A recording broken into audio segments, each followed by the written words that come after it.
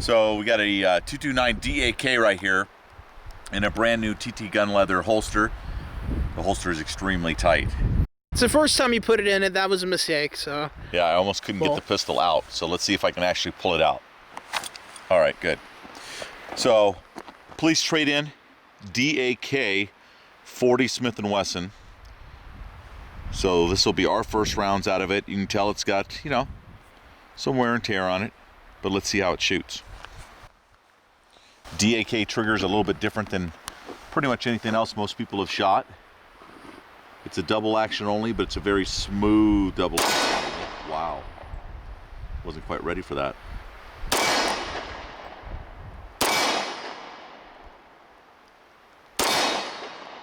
It's very smooth though.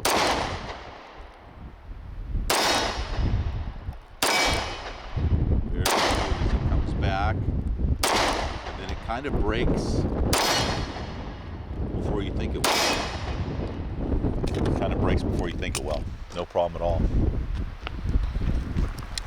Take a little bit of practice with this. Got some rain coming in right now. Shooting some hollow points.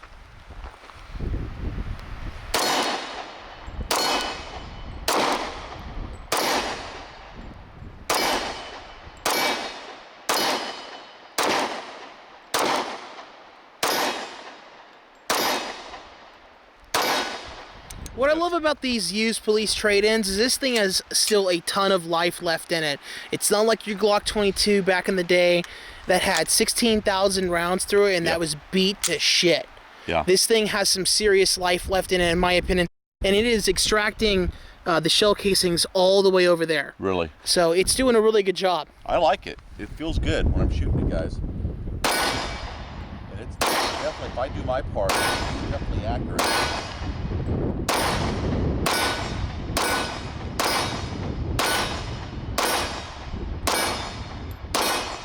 I mean, it's right there. Yep. We're about 15, maybe 15 and a half yards away, and the pistol is just phenomenal.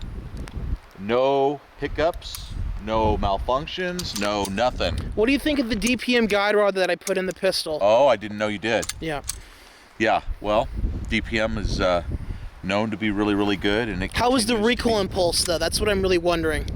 It still feels like you're shooting more than a 9, but it did feel a little bit light for a 40. All right, back to it now. The rain has stopped. Some SIG 40 Smith & Wesson FMJs right here. One thing that Beretta here did not mention is that this pistol does have SIG light night sights on it, and they are very much so alive. They have some good tritium in them still. Glow very nicely in the dark. Here we go.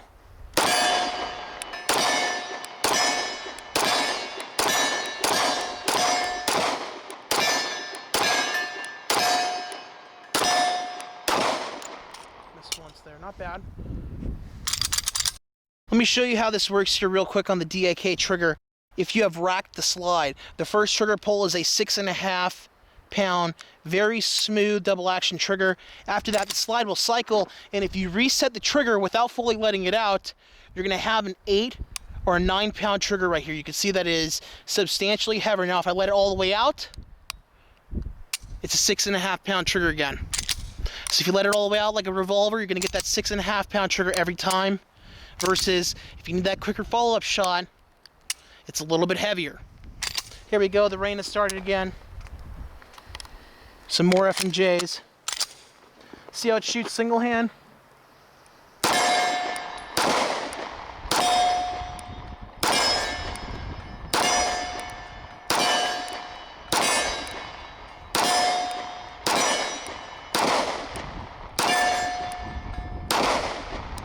Letting out a couple times to the 9 pound trigger and then a couple times to the 6.5.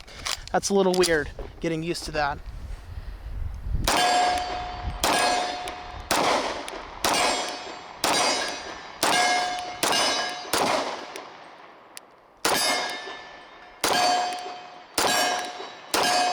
Alright. Getting used to coming out to that 6.5 pound trigger pull because it's a little bit easier. This magazine is full of SIG Sauer V Crown 40 Smith & Wesson 165 grain FMJs, I believe. So some self-defense carry ammunition from SIG. Okay. Double strike capability. And I yanked the shit out of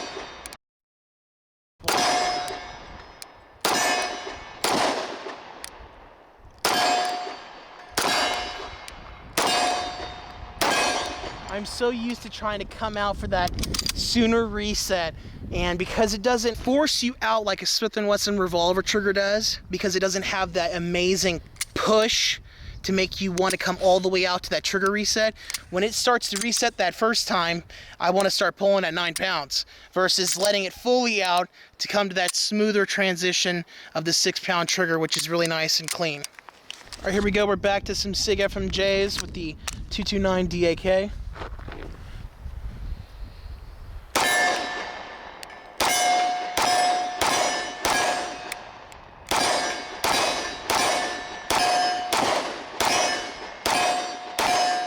Double strike capability again. Not sure what that's about, but we did it.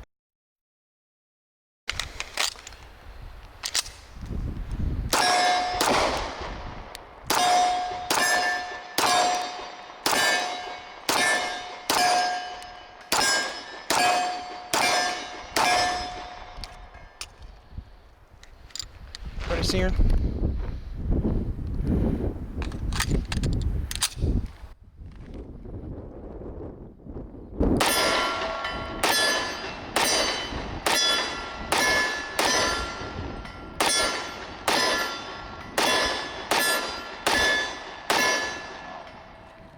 It's very nice. Even in 40, guys, the DPM is working fantastic. It's making that 40 caliber recoil seem very minor.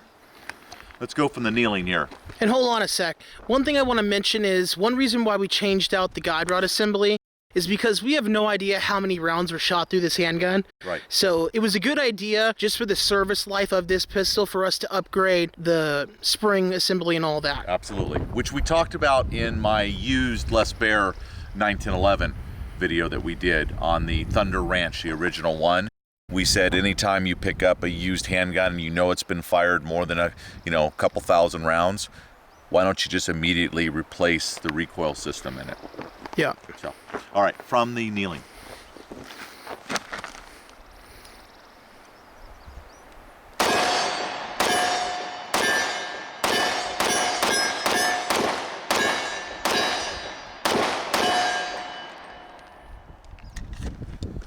Running like a champ.